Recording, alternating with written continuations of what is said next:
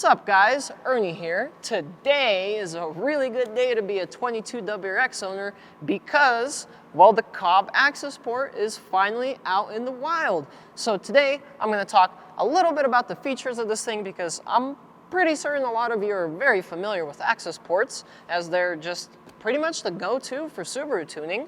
Then we're going to take our 22 WRX to the dyno and do some comparison runs, and I borrowed a little cute friend known as the Draggy, and we're gonna do some timed runs with it. So without further ado, let's jump straight into it.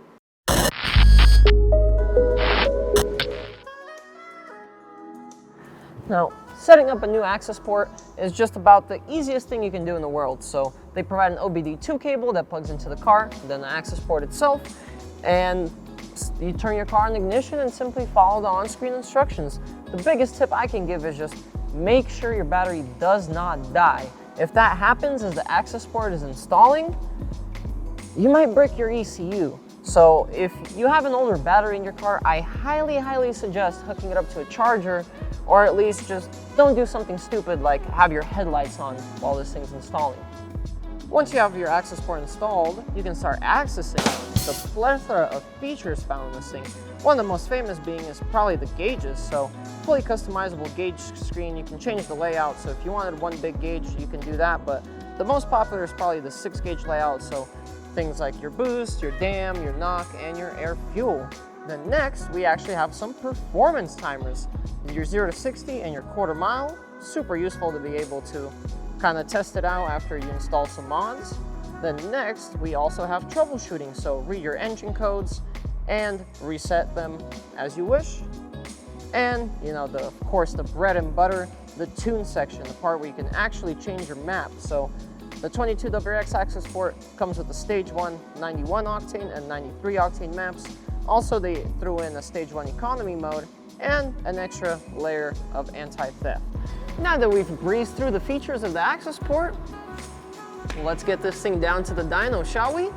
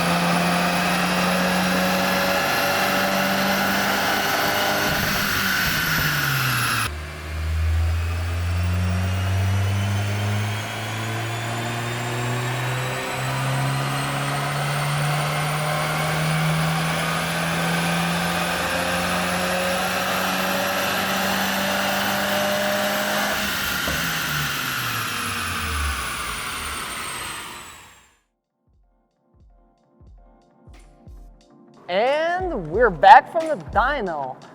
I will have to apologize and disclose something though. So when we first took our 22 WRX to the dyno back in the summer, we were struggling with heat soak really badly. This time when I drove down, however, I noticed ambient temperatures were down something like 40 degrees versus the previous time in the summer. So I assumed heat soak wouldn't have been really an issue, but as you guys can see, right after 4,500 RPM, our power band gets really choppy, which means the car was pulling timing and in turn also pulling power. But regardless, we still have up to 4,500 RPM to analyze our power differences. So first main thing you'll see is peak torque increased to a whopping 308 foot-pounds at the wheels over 282 on the base map. And our max power is at 247 over 235, which I assume would have been even higher if not for the heat soak. But if I'm going to be honest, peak power is kind of an insignificant thing compared to the whole overall power band. And well, the 22 WRX has a very wide and usable power band. And as you can see, the COBB Accessport just builds on that. The power band is relatively the same shape all across the board, except it makes more power all across the board while still retaining that nice, flat, usable power curve. Then another feature that honestly I've noticed everyone who's reviewed this Accessport tune has missed is the fact that the RPM limit gets raised by 300 RPM, which 300 RPM doesn't seem like a lot. But if you guys have been following Prime Motoring and their 22 WRX, which, by the way, Prime Motoring is probably one of the most insane Subaru tuners in the world. I mean, they have some absolute crazy balls to the walls Subaru builds. So Prime Motoring has been taking their 22 WRX down to the drag strip quite often, where they find themselves a little bit in between a rock and a hard place. The rock being forced to cross the finish line, banging on the rev limiter in 4th gear, or making a very final millisecond shift to 5th, which they actually find that crossing the line, banging off the rev limiter, is actually faster. So their main complaint about this car has been the underwhelming 6,000 RPM rev limit. And so far they've managed to run at 12.08, and in the same post they actually claimed that if they had a couple hundred extra RPM, they would be able to get into the 11s. And I noticed that they have recently picked up a COBB Accessport for the 22 WRX, but they have yet to take it back to the drag strip. So I am super excited to see if that extra 300 RPM will be able to get them into the 11s. All right, but let's be honest, guys. A dyno chart is honestly just a fancier spec sheet. And in the real world, we all know that we don't drive a spec sheet, we drive the car. So today I borrowed a Draggy to get some real world results. So we're gonna go out and do some time runs between the base map and the stage 1 and see the real world differences. All right, so we finally made it out to Mexico, and you guys know it snowed in Mexico? I really wasn't expecting that. Anyways, I have our Accessport just flashing us back to stage 0, which is just a stock map. We have our Draggy pretty much set up. So we're gonna be timing our sprint from 30 miles an hour to 75. That will allow us to do it all in 3rd gear, which will eliminate variables like my launch, my mediocre shifting, and just things like that. So we're gonna do a couple runs on the stage 0 map, turn around, come back to the same spot, flash it to stage 1, and do it again in stage 1. That will probably give us the most accurate real world results. So yeah, all that's left to do now is just wait.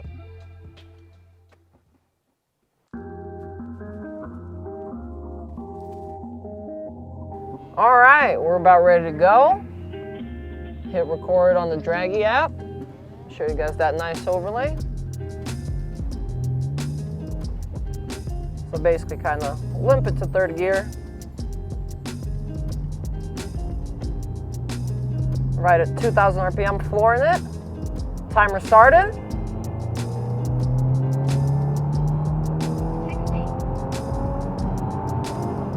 There we go. Run number 2 on the base map. And flooring it.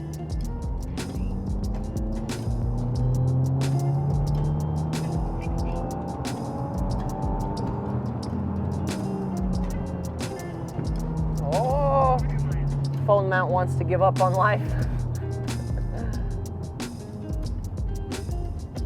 Okay, flip her around, install the stage 1 map, and we'll rip it again. Okay, actually now I'm looking at it, our second run was 0.7 seconds better than our first one. So I'm gonna do one more run just to confirm one of those 2 results. Okay, 2,000 for it.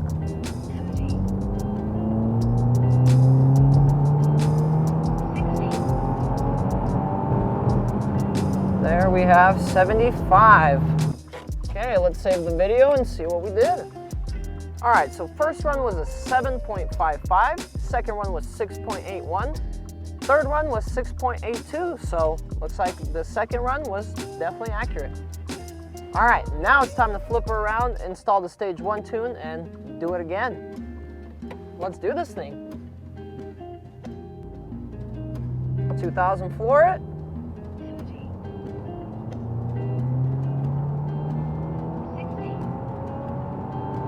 $75.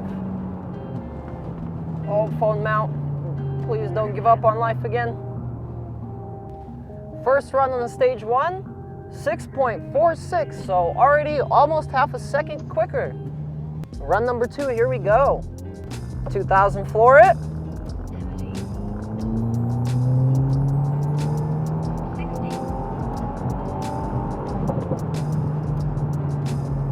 Okay, second run. 6.17. That is 7/10 of a second. Oh man. All right, I'm gonna do a third run, but I don't know if we're gonna get much better than 6.17. 2,000 for it.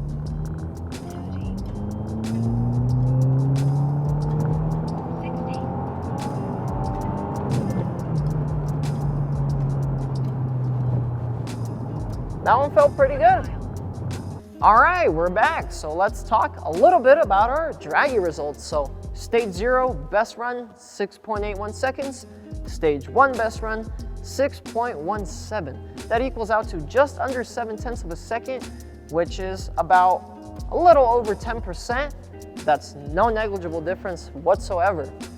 Now, of course, we could have done the 30 to 75 sprint much faster if we started in second gear, but as I said, to give you guys the most factual, accurate comparison, we did it all in one gear. So where do all these tests and reviews lead us to? Well, hands down, buck for buck, pound for pound, the new Accessport is absolutely the best performance modification for your 22 WRX. And in case this video convinced you to pick one up, I'll leave a link down in the description where they are in stock, ready to ship. So if you found this video useful, guys, consider subscribing. And as always, love all of you. See you in the next one.